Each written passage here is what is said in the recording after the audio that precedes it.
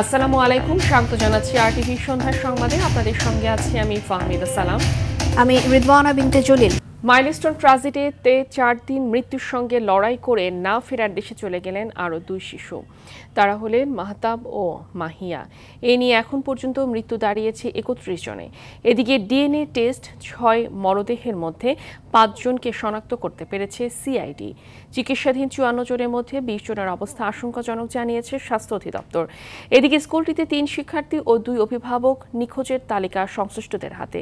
আরও জানাচ্ছেন Abdur Rahim. Milestone school and কলেজেই বিমান বিধ্বস্তের ঘটনায় হাসপাতালে ভর্তি আহতদের অসহনীয় জীবন কাটছে। 4 দিন জীবন মৃত্যুর সঙ্গে লড়াই করে অবশেষে জীবনের কাছে পরাজয় ঘটল 15 বছরের 2 শিশু মাহতাব ও মাহিয়ার। তাদের দুজনের শরীরের 85% করে পুড়ে যায়। এদিকে পরিচয় না পাওয়া 6 মরদেহের মধ্যে 5 জনের পরিচয় ডিএনএ টেস্টে শনাক্ত করতে পেরেছে সিআইডি। এরা হলেন মারিয়াম উম্মে আফিয়া, রাইসামণি, আফসানা আক্তার প্রিয়া, ওকিয়া ফেরদৌস নিধি ও লামিয়া আক্তার সোনিয়া। হাসপাতালে চিকিৎসাধীন বেশিরভাগের অবস্থায় আশঙ্কাজনক বলে জানান চিকিৎসকরা।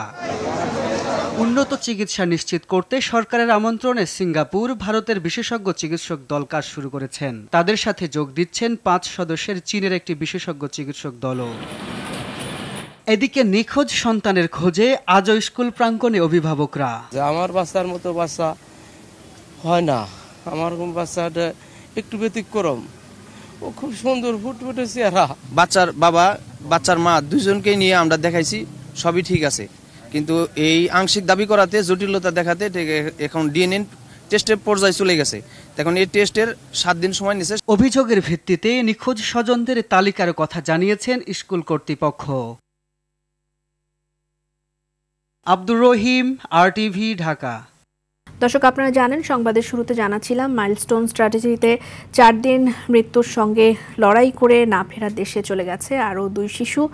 তো আরও অনেকেই জাতীয় বার্ন ইনস্টিটিউটে অনেক যারা আহত হয়েছেন তারা চিকিৎসাধীন আছেন, তাদের খবর জানবো। জাকারিয়া খান সেখানে আছেন, সরাসরি যুক্ত হচ্ছে সহকর্মীর সাথে। জাকারিয়া, আহত যারা আছেন মাইলস্টোন ট্র্যাজেডিতে শিক্ষার্থীরা, কি অবস্থা তাদের এখন?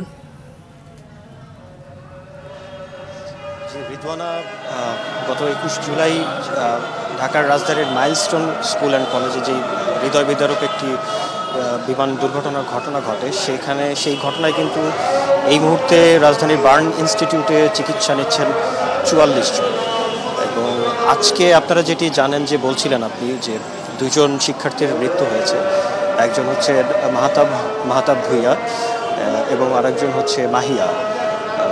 মাহতাবের পরিবার কিছুক্ষণ আগে তার মরদেহটি নিয়ে তার গ্রামের বাড়ি দেবিদ্বারের উদ্দেশ্যে রওনা দিয়েছেন তার অন্তিম সৎকারের জন্য।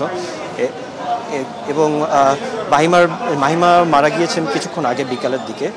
তার মরদেহটি এখন এখানে আছে, পরিবারের কাছে স্থানান্তর করা হয়নি। আর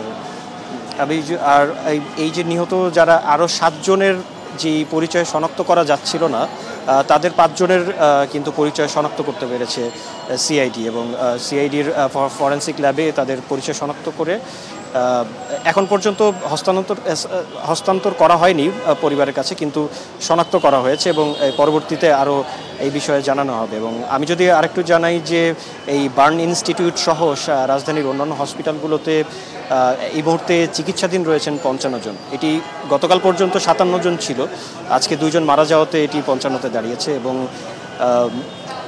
এই যে বার্ন ইনস্টিটিউটে যারা আছেন বা যেখানেই আছেন শিক্ষার্থীরা বা এই ঘটনায় হতাহতরা, তাদের উন্নত চিকিৎসায় এবং যথাযথ চিকিৎসায় এর আগে কিন্তু গতকাল ভারতীয় দল এসেছিল, চিকিৎসক দল, এবং তার আগে থেকেই সিঙ্গাপুরের একজন বিশেষজ্ঞ ছিল এখানে। এবং আজকে কিছুক্ষণ আগে আমরা খবর পেয়েছি যে চীনের বিশেষজ্ঞ চিকিৎসক দল কিন্তু ঢাকায় ল্যান্ড করেছে। তারা এখনো হাসপাতালে এসে পৌঁছেনি, কিন্তু তারা খুব শীঘ্রই এসে পৌঁছে যাবে এবং চিকিৎসা কার্যে অংশ নেবেন।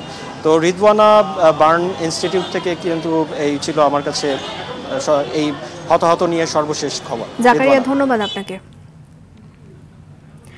মাইলস্টোন ট্র্যাজেডিতে নিহতদের স্মরণে শোক প্রস্তাব গ্রহণ করেছে উপদেষ্টা পরিষদ। এ ঘটনায় স্কুলের নিহত শিক্ষক মাহরিন চৌধুরী এবং মাসুকা বেগমকে রাষ্ট্রীয় সম্মাননা দেওয়ার সিদ্ধান্ত নিয়েছেন সরকার। এই সম্মাননার বিস্তারিত অতি দ্রুত নির্ধারণ করা হবে বলে জানিয়েছে উপদেষ্টা পরিষদ।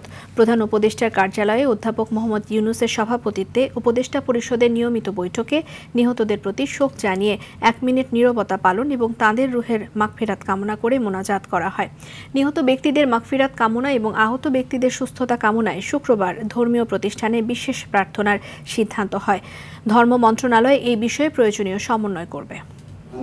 বিমান দুর্ঘটনাকালে দুজন শিক্ষিকা তারা অসামান্য আত্মত্যাগের পরিচয় দিয়ে স্কুলের সন্তানদেরকে রক্ষা করার চেষ্টা করেছেন। ওনাদেরকে উপযুক্ত রাষ্ট্রীয় সম্মাননা প্রদান করা হবে। এক্স্যাক্টলি কি করা হবে সেটা আমরা খুব দ্রুত সিদ্ধান্ত নিব।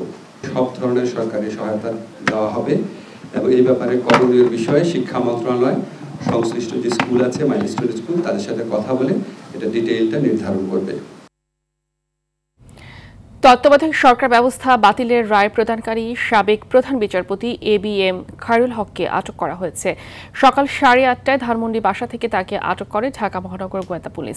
জিজ্ঞাসাবাদের জন্য তাকে ডিবি কার্যালয়ে নেওয়া হয়। খায়রুল হকের বিরুদ্ধে রাজধানী যাত্রাবাড়ি ও নারায়ণগঞ্জে 3টি মামলা রয়েছে। এর মধ্যে যে কোনো মামলায় তাকে গ্রেফতার দেখানো হতে পারে। তিনি নিজে আওয়ামী আমলে নানাভাবে সুবিধা প্রাপ্ত হয়েছেন। তাকে প্রধান বিচারপতি করা হয়েছিল কয়েকজন জ্যেষ্ঠ বিচারপতিকে ডিঙিয়ে। ABM খায়রুল হকের বিরুদ্ধে নানা দুর্নীতির অভিযোগ রয়েছে। রাজনৈতিক দলগুলোর চরম বিরোধিতা সত্ত্বেও 2011 সালে তত্ত্বাবধায়ক সরকার ব্যবস্থা বাতিল করে রায় দেন তিনি। আজকের দিন ইচ্ছা করলে সরকার এই খায়রুল হককে অনেক আগে গ্রেফতার করতে পারত। এই জাতি এবং দেশ এতদিন পর্যন্ত যে জিনিসগুলো দেখেছে এই খায়রুল হকের কারণে একটি নির্বাচন সুষ্ঠু হয় নাই। শুধু তাই নয়, এই খায়রুল হকের কারণে আয়নাঘর হয়েছে। এই খায়রুল হকের কারণে হাজার হাজার মায়ের কোল খালি হয়েছে। সাবেক প্রধান বিচারপতি ABM খায়রুল হককে দেশের সবচেয়ে বড় শত্রু আখ্যা দিয়ে দৃষ্টান্তমূলক শাস্তির দাবি জানিয়েছেন বিএনপি মহাসচিব মির্জা ফখরুল ইসলাম আলমগীর। বিলম্বে হলেও তার বিরুদ্ধে সরকার ব্যবস্থা নেওয়ার স্বস্তি জানান তিনি। এদিকে NGO এবং কর্পোরেট প্রতিষ্ঠানের মতো সরকার চালালে দেশে বিপর্যয়ের শঙ্কা জানিয়েছেন বিএনপি স্থায়ী কমিটির সদস্য আব্দুল মঈন খান। রুদ্র রফিকের রিপোর্ট। আলোচিত সাবেক প্রধান বিচারপতি ABM খায়রুল হক অবসরে যাওয়ার দীর্ঘদিন পরে তার লেখা রায়ে বাতিল হয়ে যায় নির্দলীয় তত্ত্বাবধায়ক সরকার ব্যবস্থা। অভিযোগ রয়েছে তাঁর এ রায়ের পথ ধরে জাতির ঘাড়ে চেপে বসে শেখ হাসিনার স্বৈরতান্ত্রিক ব্যবস্থা। গত বছরের 5 আগস্ট গণ অভ্যুত্থানে শেখ হাসিনা ভারতে পালিয়ে যাওয়ার পর থেকেই তাই দাবি ওঠে বিচারপতি ABM খায়রুল হককে গ্রেপ্তার ও বিচারের। বৃহস্পতিবার সকালে তাকে আটকের কথা জানায় গোয়েন্দা পুলিশ। গুলশানে বিএনপি চেয়ারপারসনের কার্যালয়ে সংবাদ সম্মেলনে দলের মহাসচিব মির্জা ফখরুল ইসলাম আলমগীর কথা বলেন সাবেক এই প্রধান বিচারপতির গ্রেফতার নিয়ে। বিলম্বে হলেও যে এতদিন পরে তার বিরুদ্ধে যে ব্যবস্থা গ্রহণ করেছে সরকার, সেজন্য সরকারকে আন্তরিক ধন্যবাদ জানাচ্ছি এবং সঠিকভাবে তার তদন্ত হবে। সব বিষয়গুলোর দৃষ্টান্তমূলক শাস্তি হওয়া উচিত, যাতে ভবিষ্যতে কেউ ওই জায়গাটাতে বসে আর সেই জায়গার অপব্যবহার করে রাষ্ট্রের ক্ষতি করতে না পারে। এর আগে উত্তরার মাইলস্টোন স্কুলে বিমান বিধ্বস্তের ঘটনায় দিয়াবাড়ির তারা মসজিদ এলাকার নিহত একই বংশের 3 শিশুর কবর জিয়ারত ও তাদের পরিবারের সাথে সাক্ষাৎ করেন বিএনপি মহাসচিব। পরে নিশাতনগর এলাকায় আরও 2 শিক্ষার্থীর কবর জিয়ারত করেন তিনি। এদিকে দেশের অর্থনীতির বর্তমান পরিস্থিতি নিয়ে বনানীতে সেমিনারের আয়োজন করে গবেষণা প্রতিষ্ঠান পলিসি রিসার্চ ইনস্টিটিউট PRI। এতে প্রধান অতিথির বক্তব্যে বিএনপির স্থায়ী কমিটির সদস্য মঈন খান বলেন, NGO ও কর্পোরেট পলিসি দিয়ে সরকার চলে না। This government who wants to carry on reform, BNP is the only political party that is opposing the reform. দেশ পরিচালনায় সরকারকে আরও সতর্ক হওয়ার আহ্বান জানান তিনি। রুদ্র রফিক, RTV, ঢাকা। সাবেক প্রধান বিচারপতি ABM খায়রুল হকের বিরুদ্ধে বিধি বহির্ভূতভাবে পূর্বাচরে প্লট নেয়ার অভিযোগের অনুসন্ধান শুরু করেছে দুর্নীতি দমন কমিশন। বিকেলে সংস্থাটির কার্যালয়ে সংবাদ সম্মেলনে এ তথ্য জানানো হয়। এ সময় আরও জানানো হয়, রাজুকের ঝিলমিল প্রকল্পে সাবেক প্রধানমন্ত্রী শেখ হাসিনার দফতরের 15 জন গাড়ি চালকের নামে অবৈধভাবে প্লট বরাদ্দের তথ্য পেয়েছে দুদক। এছাড়া মার্কিন যুক্তরাষ্ট্রের ভার্জিনিয়ায় সজীব ওয়াজেদ জয়ের 53 কোটি টাকার 2টি বাড়ি জব্দের উদ্যোগ নিয়েছে সংস্থাটি। মাহিনা রাফাতের রিপোর্ট। অবৈধভাবে প্লট বরাদ্দ ও একাধিক দুর্নীতির অভিযোগ তদন্ত শেষে সংবাদ সম্মেলন করেন দুদকের মানি লন্ডারিং বিভাগের ডিজি মোকাম্মেল হক। এ সময় রাজুকের ঝিলমিল আবাসিক প্রকল্পে সাবেক প্রধানমন্ত্রী শেখ হাসিনার দপ্তরের 15 জন ব্যক্তিগত গাড়ি চালকের নামে 3 ও 5 কাঠা প্লট অবৈধভাবে বরাদ্দ দেওয়ার তথ্য জানান তিনি। 5 কাঠার প্লট বরাদ্দ প্রদানের বিষয়ে অনুমোদন প্রদান করা হয়েছিল। সাবেক প্রধান বিচারপতি ও আইন কমিশনের সাবেক চেয়ারম্যান এবিএম খায়রুল হকের বিরুদ্ধে বিধি বহির্ভূতভাবে পূর্বাচলে প্লট নেয়ার অভিযোগের ভিত্তিতে অনুসন্ধান শুরুর কথাও জানান তিনি। রাজধানী উন্নয়ন কর্তৃপক্ষ ও গণপূর্ত মন্ত্রণালয়ের অসাধু কর্মকর্তাদের যোগসাজশে জনাব এবিএম খায়রুল হক সাবেক প্রধান বিচারপতি কর্তৃক বিধি বহির্ভূতভাবে প্লট হস্তগত করার অভিযোগ কমিশন কর্তৃক অনুসন্ধানের সিদ্ধান্ত গৃহীত হয়েছে। এছাড়া মার্কিন যুক্তরাষ্ট্রের ভার্জিনিয়ায় সাবেক প্রধানমন্ত্রী শেখ হাসিনা পুত্র সজীব ওয়াজেদ জয়ের 2টি বাড়ির সন্ধান পেয়েছে দুদক। বাংলাদেশি মুদ্রায় 53 কোটি টাকার বেশি মূল্যের বাড়ি দুটি জব্দের উদ্যোগ নিয়েছে সংস্থাটি। আওয়ামী লীগ সরকারের সাবেক ভূমিমন্ত্রী সাইফুজ্জামান চৌধুরী জাবেদ ও তার স্ত্রী সহ 31 জনের বিরুদ্ধে ইউনাইটেড কমার্শিয়াল ব্যাংকের 25 কোটি টাকা আত্মসাৎ করে পাচারের অভিযোগে মামলা করেছে দুদক। দাখিল করবেন, তখন আমরা আপনাদেরকে আরো তথ্য দিতে পারবো। মাহিনা রাফাত, আরটিভি, ঢাকা।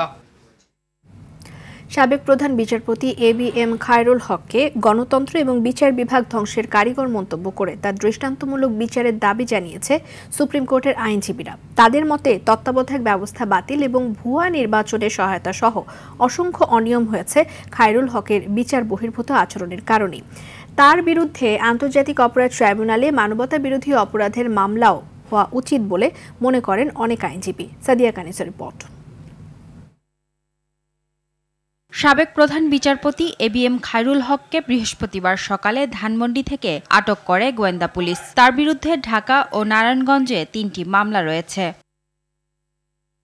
আটকের পর হাইকোর্ট প্রাঙ্গণে জ্যেষ্ঠ আইনজীবীরা তাদের প্রতিক্রিয়া জানান। জাতীয়তাবাদী আইনজীবী ফোরামের সভাপতি জয়নুল আবেদিন বলেন, খায়রুল হকের হাত ধরেই গণতন্ত্র ও বিচার বিভাগ ধ্বংস হয়েছে। জিয়া পরিবারের উপর জুলুমের জন্য তিনিই দায়ী। একটি নির্বাচনও সুষ্ঠু হয় নাই, শুধু তাই নয়, এই খায়রুল হকের কারণে আয়নাগর হয়েছে, হাজার হাজার মায়ের কোল খালি হয়েছে, লক্ষ লক্ষ অবৈধ মামলা হয়েছে।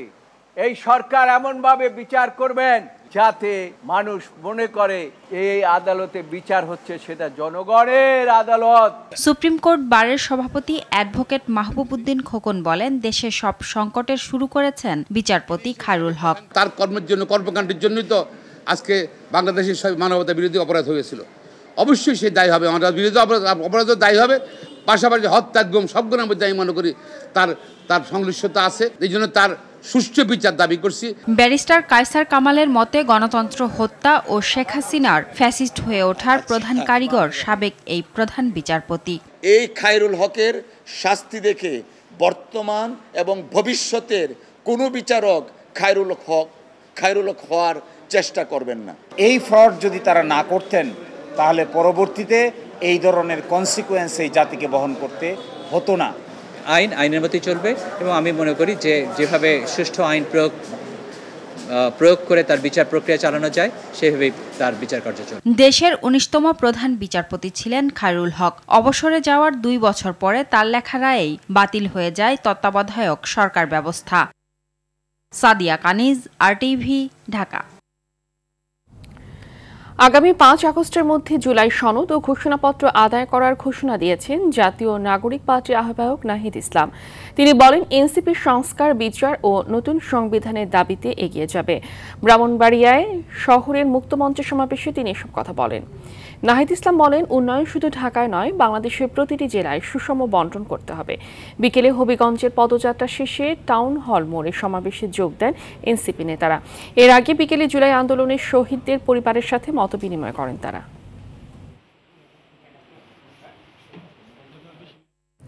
দেশপ্রেমিকরা আওয়াজ তুলতে পারলে ক্ষমতা প্রেমিকরা দেশ ছেড়ে পালাতে বাধ্য হবে বলে মন্তব্য করেছেন ইসলামী আন্দোলন বাংলাদেশের আমির মুফতি সৈয়দ মোহাম্মদ রেজাউল করিম। দুপুরে পিরোজপুর কেন্দ্রীয় শহীদ মিনার চত্বরে রাষ্ট্র সংস্কার, গণহত্যার বিচার এবং সংখ্যানুপাতিক পদ্ধতিতে নিরপেক্ষ নির্বাচনের দাবিতে আয়োজিত সমাবেশে এসব কথা বলেন। এ সময় তিনি বলেন, ৫ আগস্টের পর ইসলামের প্রতি মানুষের হৃদ্যতা সৃষ্টি হয়েছে। ইসলাম প্রতিষ্ঠায় গণমানুষের সমর্থন প্রত্যাশা করেন তিনি।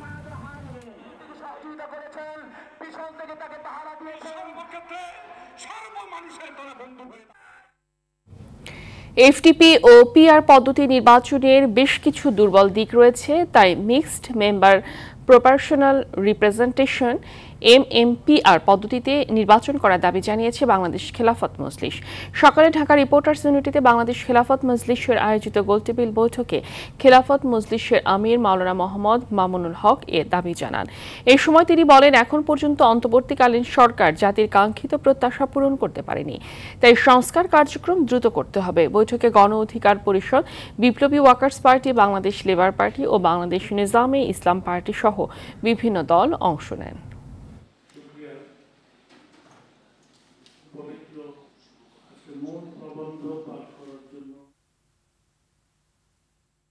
মেম্বারশিপ প্রপোর্শনাল রিপ্রেজেন্টেশন এই পদ্ধতির মাধ্যমে এফপিটিপি পদ্ধতির এবং পিআর পদ্ধতির যে যাবতীয় সমালোচনার দিক, দুর্বলতার দিক, সেগুলো নিরসন হয়ে একটি ভারসাম্যপূর্ণ নির্বাচন ব্যবস্থা বাংলাদেশে প্রতিষ্ঠিত হতে পারে।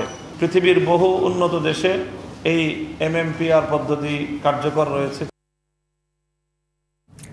ফ্যাসিস্ট সরকারের দলীয় প্রতীকে স্থানীয় সরকার নির্বাচন পদ্ধতি বাতিল করল অন্তর্বর্তী সরকার। অন্যদিকে নির্যাতন, গুম বন্ধে ফৌজদারি আইন সংশোধন করে অভিযুক্তকে সুরক্ষা দেওয়ার বিধান রেখে আইনের সংশোধনী অনুমোদন দিয়েছে সরকার। উপদেষ্টা পরিষদের এসব সিদ্ধান্তের কথা জানান আইন উপদেষ্টা আসিফ নজরুল এবং স্থানীয় সরকার উপদেষ্টা আসিফ মাহমুদ সজীব ভূঁইয়া। আরও জানাচ্ছেন জাহিদ রহমান। তেজগাঁওয়ে প্রধান উপদেষ্টার কার্যালয়ে ডক্টর মোহাম্মদ ইউনূসের সভাপতিত্বে উপদেষ্টা পরিষদের নিয়মিত বৈঠক। তার পরিবারের কার সাথে যোগাযোগ করা হয়েছে, কে গ্রেফতার করেছে। ফরেন সার্ভিস একাডেমিতে প্রেস ব্রিফিংয়ে তুলে ধরা হয় উপদেষ্টা পরিষদের সিদ্ধান্তের কথা। আইন উপদেষ্টা জানান, ফৌজদারি আইন সংশোধন হচ্ছে, কাউকে গ্রেফতারের সময় সংশ্লিষ্ট সংস্থাকে অবশ্যই অবহিত করতে হবে। যে পুলিশ গ্রেফতার করছে তাকে আইডেন্টিটি কার্ড দেখাতে হবে, এটা ম্যান্ডেটরি। এরপর হচ্ছে তাকে যখন থানায় নিয়ে আসা হবে, যত দ্রুত সম্ভব গ্রেফতারকৃত ব্যক্তির পরিবার, বন্ধু বা লয়ারকে তার সাথে যোগাযোগ করে জানাতে হবে। আইনে বলেছি, যেই সংস্থায় গ্রেফতার করুক তাদের কনসার্ন অফিসে গ্রেফতারকৃত ব্যক্তি কেন গ্রেফতার করেছে, কোন আইনে গ্রেফতার করেছে, 12 ঘন্টার মধ্যে কার সাথে যোগাযোগ করেছে, সমস্ত তথ্য সেখানে থাকতে হবে। স্থানীয় সরকার উপদেষ্টা আসিফ মাহমুদ জানান, রাজনৈতিক দলগুলো একমত থাকলে জাতীয় নির্বাচনের আগেও হতে পারে স্থানীয় নির্বাচন। যে ধারাগুলোর মাধ্যমে দলীয় প্রতীকে নির্বাচনের সিদ্ধান্ত হয়েছিল, সেই ধারাগুলো আজকে বিলুপ্ত করার প্রস্তাব উত্থাপন করা হয়েছিল এবং সেটা উপদেষ্টা পরিষদে অনুমোদন করা হয়েছে। ফলে দলীয় প্রতীকে স্থানীয় সরকার নির্বাচনে অংশগ্রহণ করার আর কোনো সুযোগ নেই। উপদেষ্টা পরিষদে গোপালগঞ্জের ঘটনায় 6 সদস্যের বিচার বিভাগীয় তদন্ত কমিটি গঠনের সিদ্ধান্ত নেওয়া হয় বলেও জানানো হয় সংবাদ সম্মেলনে। এটার নেতৃত্ব দিবেন সুপ্রিম কোর্টের ফরমার জাস্টিস ডক্টর আবু তারিক। 3 সপ্তাহের মধ্যে এই ইনকোয়ারি এটা করবেন। সরকারি কর্মকর্তা কর্মচারীদের নতুন বেতন কাঠামো নির্ধারণে পে কমিশন গঠনের কথা জানান প্রধান উপদেষ্টার প্রেস সচিব শফিকুল ইসলাম। 6 মাস ইনাদের কর্মসময়।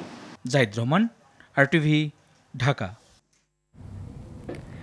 মাইলস্টোন ট্র্যাজেডিতে আহতদের চিকিৎসা দিতে ভারতের বিশেষজ্ঞ দলের আগমনকে ভালো সম্পর্কের ইঙ্গিত হিসেবে দেখছে বাংলাদেশ। সন্ধ্যায় নিজ মন্ত্রণালয়ের সাংবাদিকদের কথা বলেন পররাষ্ট্র উপদেষ্টা ডক্টর তৌহিদ হোসেন। তিনি বলেন, জাতিসংঘ মানবাধিকার মিশন নিয়ে চুক্তি স্বাক্ষরের আগে দেশের সকল স্বার্থের কথা বিবেচনা করা হয়েছে। খুব শিগগিরই ঢাকায় কাজ শুরু করবে মানবাধিকার বিষয়ক কার্যালয়।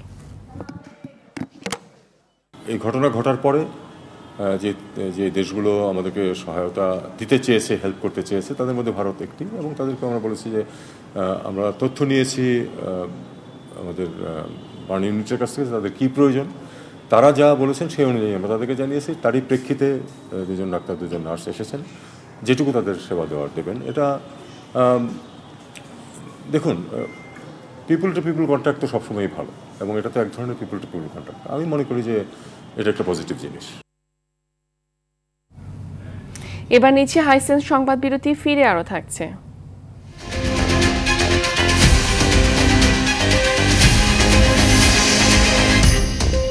24 জুলাই আগস্টে ছাত্র জনতার উপর সরাসরি গুলির নির্দেশ দিয়েছিলেন স্বৈরাচার হাসিনা। ছোড়া হয় 30 লাখেরও বেশি গুলি, আল জাজিরার প্রতিবেদন।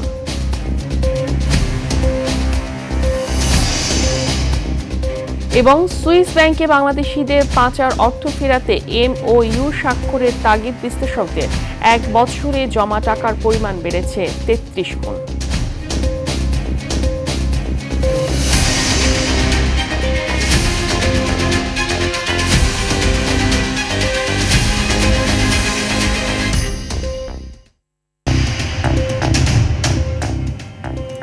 সন্ধ্যা সংবাদ দেখছেন আরটিভিতে, সঙ্গে আছি আমি ফাহমিদা সালাম। আমি রিদওয়ানা বিনতে জলিল। গেল বছর জুলাই আগস্ট গণ অভ্যুত্থানের সময় ছাত্র জনতার ওপর সরাসরি গুলির নির্দেশ দিয়েছিলেন তৎকালীন স্বৈরাচারী প্রধানমন্ত্রী শেখ হাসিনা। ছোড়া হয় 30 লাখের বেশি গুলি। বৃহস্পতিবার কাতার ভিত্তিক গণমাধ্যম আল জাজিরা প্রকাশিত ডকুমেন্টারিতে উঠে এসেছে এই তথ্য। গেল 5 আগস্ট ভারতে পালিয়ে যাওয়ার আগে কয়েক সপ্তাহ ধরে হাসিনা প্রশাসনে চালানো দমন পীড়নে প্রায় 1500 মানুষ নিহত হয়েছেন বলে জানায় আল জাজিরা। এছাড়াও সংবাদ মাধ্যমটি শেখ হাসিনার ফাঁস হওয়া একটি ফোনালাপের অডিও ফরেনসিক বিশেষজ্ঞদের মাধ্যমে পরীক্ষা করেছে। এতে কোনো ধরনের AI প্রযুক্তি ব্যবহার করা হয়নি বলে নিশ্চিত করেছে বিশেষজ্ঞরা। এছাড়াও আন্দোলনের সময় পুলিশের গুলিতে নিহত আবু সাঈদের ময়নাতদন্তের রিপোর্ট পরিবর্তনে কর্তব্যরত চিকিৎসককে বারবার চাপ দেওয়া হয়েছে বলেও ডকুমেন্টারিতে প্রকাশ করেছে আল জাজিরা।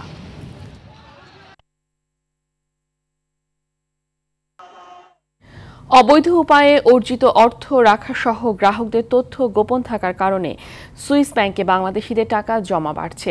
সুইস ব্যাংক তার প্রতিবেদনে জানিয়েছে 2024 সালে বাংলাদেশ থেকে জমা হয়েছিল 1,77,00,000 সুইস ফ্রাঙ্ক, অর্থাৎ 1 বছরে জমা অর্থের পরিমাণ বেড়ে দাঁড়িয়েছে প্রায় 59 কোটি সুইস ফ্রাঙ্ক, যা 33 গুণ। বিশ্লেষকরা বলছেন রাজনৈতিক ও অর্থনৈতিক অস্থিতিশীলতার কারণেও এসব ব্যাংকে টাকা বাড়ছে। পাচার অর্থ ফেরাতে সুইস ব্যাংকের সঙ্গে MOU স্বাক্ষরের তাগিদ দেন অর্থনীতিবিদরা। তৌহিদুর রহমানের রিপোর্ট। হঠাৎ শোরগোল শুরু হয় সুইজারল্যান্ডের ব্যাংকে বাংলাদেশিদের টাকা পাওয়া যাচ্ছে বা বেড়ে যাচ্ছে।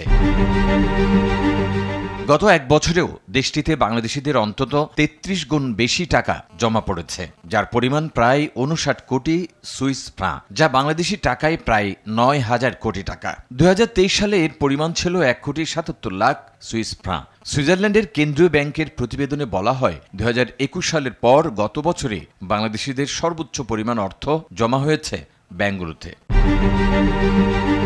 ছাত্র জনতার অভ্যুত্থানের পর বিগত সরকারের সুবিধাভোগীদের একটি বড় অংশ দেশ ছেড়ে পালিয়ে যায়। বিশ্বের বিভিন্ন দেশে আওয়ামী লীগ সরকার ঘনিষ্ঠদের অর্থ সম্পদ বাজেয়াপ্ত হতে শুরু হয়। এমন বাস্তবতায় সুইস ব্যাংকে টাকা বেশি যাচ্ছে বলে মনে করেন অর্থনীতিবিদরা। এই ব্যাংকগুলোতে টাকা রাখার ক্ষেত্রে নন ডিসক্লোজার প্রিন্সিপাল তারা মেনটেন করেন এবং এখানে ডিপোজিটারের স্বার্থ সুরক্ষার একটা বিষয় থাকে। সুতরাং তিনি কোন উৎস থেকে আনছেন সেটির চেয়ে তার স্বার্থ সংরক্ষণের বিষয়টি থাকে বলে এখানে অর্থগুলো রাখা হয়। তারা বলছেন দুবাই, সিঙ্গাপুর, লন্ডনেও বেড়ে গেছে অর্থ পাচার। অনেক বাংলাদেশি অন্য দেশের পাসপোর্টধারী হয়েও সেখানে অ্যাকাউন্ট করছে। সাম্প্রতিককালে বিজনেসের ক্ষেত্রে আমরা দুবাইকে প্রচুর ব্যবহার করতে দেখছি ব্যবসায়ীদের। এর বাইরে আমরা লন্ডন জানি, এরকম একটি বিষয় হংকং রয়েছে, এই ধরনের বিষয় সিঙ্গাপুর রয়েছে। এর প্রত্যেকটি হাবেই কিন্তু বিভিন্নভাবেই বাংলাদেশিরা নামে বেনামে অর্থ নিয়ে যাচ্ছে। এখন যদি ইউকেতে তারা কিন্তু অনেক সচেতন হচ্ছে, সেখানে বাংলাদেশি কী পরিমাণ টাকা নেওয়া হয়েছে, কিছু হয়তো আমরা জেনেছি যে প্রপার্টিকে ওখানে আইডেন্টিফাই করা হয়েছে বা সেগুলোর উপরে নিষেধাজ্ঞা দেওয়া হয়েছে। তো সেই ক্ষেত্রে একটা টেন্ডেন্সি থাকতে পারে যে কিছু টাকা হয়তো ওই জায়গা থেকে নিয়ে আবার সুইস ব্যাংকে নিয়ে যাওয়া। এসব তথ্য পেতে এবং টাকা ফেরত আনতে সংশ্লিষ্ট দেশের সাথে চুক্তি করার তাগিদ অর্থনীতিবিদদের। অন্তত আমার মনে হয় যে প্রথম স্টেপ হিসেবে বাংলার অন্তর্বর্তী সরকার উচিত হবে বিভিন্ন যে ব্যাংকিং হাব বা ফাইন্যান্স হাবগুলোর যে দেশগুলো, সেই দেশগুলোর ব্যাংকগুলোর সাথে MOU স্বাক্ষর করে বাংলাদেশি নাগরিকদের ডিপোজিটের তথ্য সংগ্রহ করা। টাকা পাচার রোধে বিনিয়োগের পরিবেশ সৃষ্টি এবং কঠোর নজরদারির তাগিদও দেন অর্থনীতিবিদরা। তৌহিদুর রহমান, RTV, ঢাকা। জুলাই গণ অভ্যুত্থানের আগের 15 বছরে আওয়ামী সন্ত্রাসীদের হামলা ও তৎকালীন সরকারের নির্দেশে রাষ্ট্রীয় বাহিনী কর্তৃক নিহতদের তালিকা প্রস্তুতের নির্দেশ দিয়েছেন প্রধান উপদেষ্টা ডক্টর মোহাম্মদ ইউনূস। বিকেলে রাষ্ট্রীয় অতিথি ভবন যমুনায় শহীদ আবরার ফাহাদের পরিবারের সাথে সাক্ষাৎ শেষে তিনি কথা বলেন। এই সময় জুলাই গণ অভ্যুত্থানের আগে আওয়ামী সন্ত্রাসীদের হামলায় নিহতদের তালিকা করে প্রত্যেকটি ঘটনা তদন্তের অনুরোধ জানান শহীদ আবরার ফাহাদের পরিবার। সকল শিক্ষা প্রতিষ্ঠানকে আরও শিক্ষার্থী বান্ধব করতে অনুরোধ জানান আবরার ফাহাদের ছোট ভাই আবরার ফাইয়াজ। এ সময় আবরার ফাহাদের নৃশংস হত্যাকাণ্ডের সুষ্ঠু বিচার নিশ্চিতের প্রতিশ্রুতি দেন প্রধান উপদেষ্টা।